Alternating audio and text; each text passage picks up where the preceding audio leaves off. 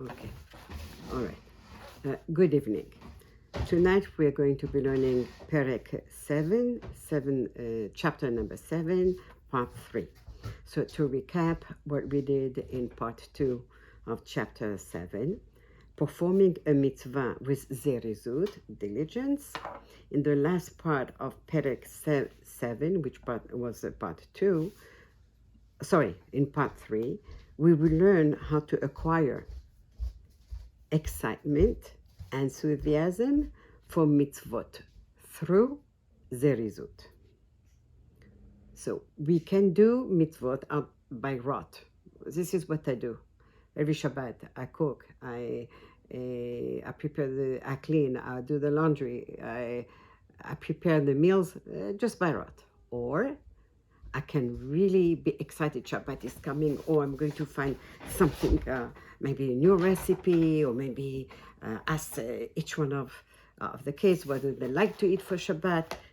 Put more excitement into the mitzvah. So we have seen and we have learned from Abraham and Sarah and Rivka and from Manoach and his wife, the mother of Shimshon, how they all performed the mitzvot with zerizut, running to do something, and with excitement. And that is the way of the tzadikim, always with excitement. Before performing and while performing a mitzvah, always. There's a story about the Gaon of Vilna, who lived about 300 years ago, and he lived in Poland. Now, it was before Rosh Hashanah. In the cold weather, they knew that already before Rosh Hashanah, they had to find an etrog and a lulav. In the cold weather, they don't have lulavim and etrogim growing. So he had a shamash, a helper, and he told him, I want you to travel to Italy, and I want you to buy an etrog for me, a set. So he traveled. It was still in the summer, and he traveled. And he got to Italy. He started to ask here and there.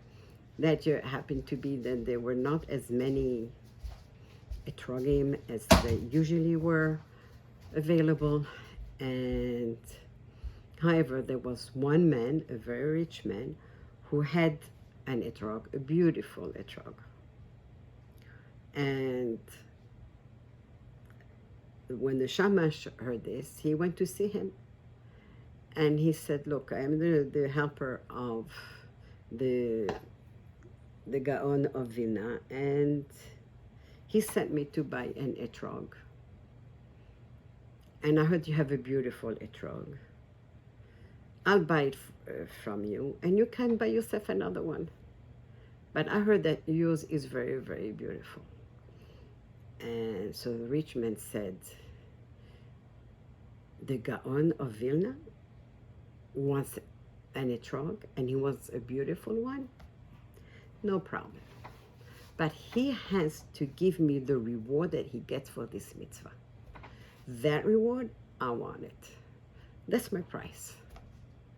Shamash was shocked. What do you mean? What do you mean? You want the reward from the Gaon? It's unheard of. He said, well, that's my price. Take it or leave it. He left out of there, came out of that house.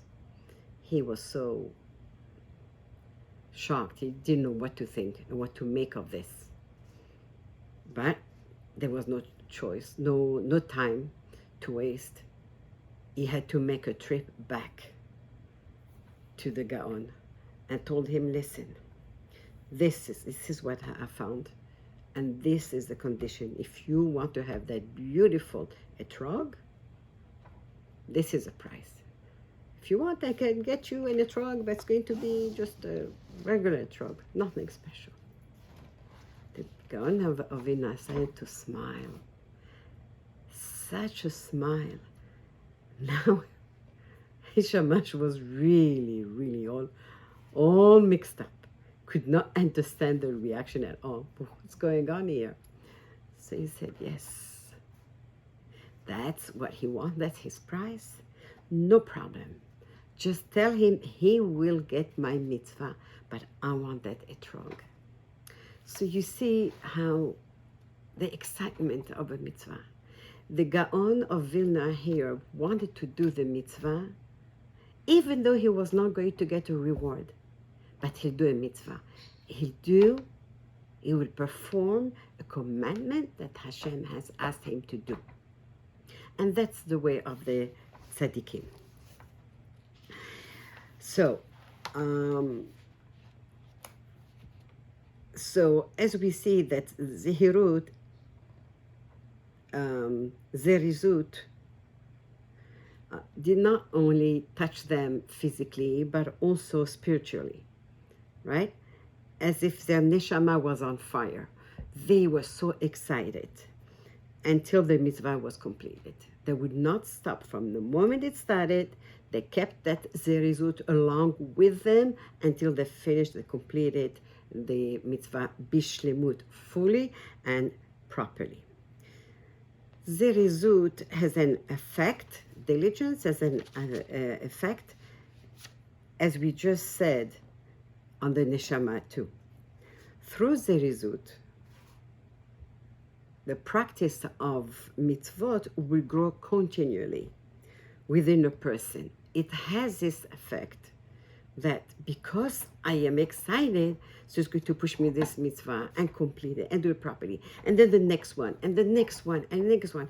That will push me to go on with the mitzvot until it becomes like a cycle, like a vicious cycle. I'm excited about the mitzvah, I do the mitzvah, I complete it, and then I'm excited again. So again and again and again. However, the opposite is also true if one is sluggish, one is lazy in the way he moves, the way he performs his mitzvot. That too will affect his performance and his spirit. And eventually it will become extinguished. There won't be any drive, there won't be any excitement, no motivation to do anything. It'll be just like dead. It's like someone who is alive but who's really dead. And Sefer HaChinuch says, Ha'adam nif'al kefi pe'ulotav. A person is influenced according to his actions. If a person is excited, so the excitement will carry on onto his deeds, his mitzvot, whatever he does. And if he is not, then that lack of excitement is also going to be carried on to his mitzvot. And there won't be, it's like you sit down to eat a meal and there's no taste, no salt, no pepper, no spices, nothing. And it's tasteless, completely tasteless. Can't even eat that. So that's the way it is with someone who becomes lazy. Even if someone is wicked at heart, if he's someone inspired to perform acts of kindness repeatedly, again and again and again, he will eventually refine his character and develop a kind nature. This is the reality of human nature. That's human nature. Even someone who is cruel, even someone who is wicked, but if he decides somehow he has been inspired to do something good, from there, if he keeps on getting excited, it will inspire him to be more and more, to the point that it's going to change this wicked nature that he has. Ramchal teaches us here that the way a person goes about his actions affects him similarly, right? Again, we repeat again the same thing, that if we're excited about mitzvot, we do them properly with zehirut and with zerizut, We do them on time and we complete them, and that pushes us, moves us forward to do more and more. Performing mitzvot with the excitement will generate enthusiasm for them, while performing mitzvot lethargically will lessen whatever enthusiasm there may have been at the beginning. So it all depends on the attitude. Is it a healthy attitude, an attitude that everything excites me about the mitzvot? Or say, another mitzvah. Okay, let me just get it done. I just want to be done with it. That's it. It all depends on attitude. How important is it to perform mitzvot? And how? With enthusiasm. Can it be acquired? So now we know that what is most favored, what Hashem loves more in the service of Hashem. Is it the desire, the will of one's heart to fulfill Hashem's will, and the longing of the neshama to get closer to Hashem? Because remember, our neshama came from Hashem. Our neshama is being fed through the mitzvot. Every mitzvah we do, the neshama is being fed. Just like our body. We sit down to eat breakfast, lunch, have snacks, supper. So the food for the neshama are the mitzvot. And especially if we do them with excitement and we do them properly, then it's even more. The neshama feels full, right? And this is what David HaMelech said in Tehillim.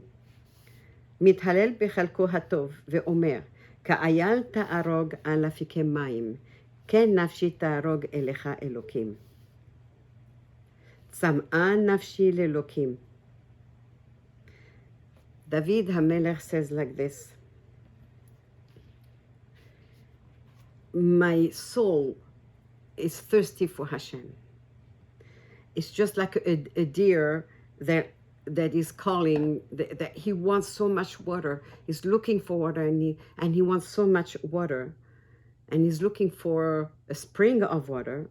So too is my soul, David HaMelech said. So too is my neshama. It's longing to you, Hashem. It wants so much to get close to you. My neshama is thirsty for Hashem. David HaMelech actually compared his neshama to a deer. Right? A deer that's thirsty, that's looking for water, and his neshama was looking for Hashem and longing to be close to Hashem. And then David HaMelech says more, ונכספה וגם קלטה נפשי לחצרות Hashem. My soul, my neshama yearns, is longing, has a strong feeling for the courtyard of Hashem. What does this mean, courtyard? It means to be close to Hashem. צמאה לך נפשי, קמה לך בשרי. My soul thirsts for you, Hashem, and my flesh longs for you. Where? In a land that is parched, dry, with no water. When did David HaMelech compose this Tehillim? David HaMelech was saying, קלטה נפשי, that my soul, my neshama is thirsty, that his desire for closeness with Hashem was so strong that his neshama was about to die. Kalta, lechalot, means to die, to finish. David was saying this Tehillim as he was traveling in the desert, in the Midbar of Yehuda, a land where one would often experience great physical thirst, since it was a desert. So people got thirsty traveling through the desert. Yet he declares that even the longing of his flesh, the longing of his body was not for water, but for Hashem. However, to the person that is not moved by all these examples, a person does not get excited by mitzvot, the Ramchal is advising him to consciously choose to act with zerizut. Choose to put excitement in your life, so that as a result of this external excitement, then your nature, your neshama will develop, as we have said. Lively external movement of the body inspires inner enthusiasm of the spirit. So the spirit will be moved, but you have to move first your body for the spirit to be moved, to be excited. To conclude this chapter, Ramchal says that one has more control over his external movement than he has over his internal disposition, his moods. While one can push himself to act with liveliness, with excitement, one cannot simply will himself to feel enthusiastic or excited. Nevertheless, if he uses what is in his control and consciously performs mitzvot with physical zerizut, he will eventually acquire even what is not directly in his control. So it means that we have got to start with the physical. Physically feel, make yourself feel excited, even though you are not. As teachers, they used to tell us, it all depends on the teacher whether the students are going to be interested in your subject. And it doesn't matter what subject you're going to be teaching. Why? Because it depends if you put excitement into your lesson. That's going to make the student also excited. And this is exactly what he says. You have to make yourself excited for your neshama to feel the excitement and become excited about the mitzvot. And that will bring an inner simcha, an inner joy and desire for mitzvot by the force of his conscience, his interest of his external movements. This is what the Navi Hosea said, V'ned'a nirdefa lada'at et Hashem. Let us know, let us run to know Hashem. And it says, Acharei Hashem yelechu, ke'aryeh yish'ag. They will go after Hashem. And who will roar like a lion? The Gemara teaches us from this pasuk that one should hurry when doing a mitzvah or when going to shul. By running to pray, one will develop an inner passion for prayer and will then pray more fervently. You will have more focus on your tefillah. If when you are on your way to tefillah, you're actually excited and you hurry to go there and to say your tefillah. This advice is also for people who possess a degree of enthusiasm. It's not only for those who don't. And there is no limit to how much more zeal he can acquire by acting with external zerizut. And just as one would run to escape from a lion, so too one should run even on Shabbat after Hashem. What does this mean? To perform the mitzvot. So again, may Hashem help us to acquire zerizut. May Hashem help us to be able to do the mitzvot with zerizut and zehirut, and being careful with the mitzvot. And may Hashem bless us with bri'ud, with parnasat tova, with nachat, with hesed, rahamim, bracha, hatzlacha, and zehirut and zerizut.